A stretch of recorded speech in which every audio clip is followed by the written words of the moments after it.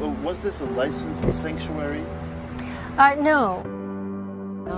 How many dogs were inside the house? A lot of dogs. A lot of dogs. And that's probably the biggest concern that people have is, the topic of animal hoarding comes up. And it's a very popular topic of the day.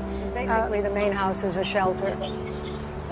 It's uninhabitable. It's not really fit for human livability.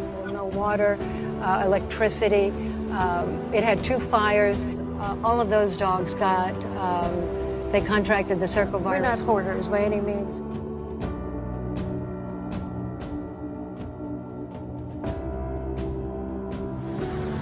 Hi, Jax.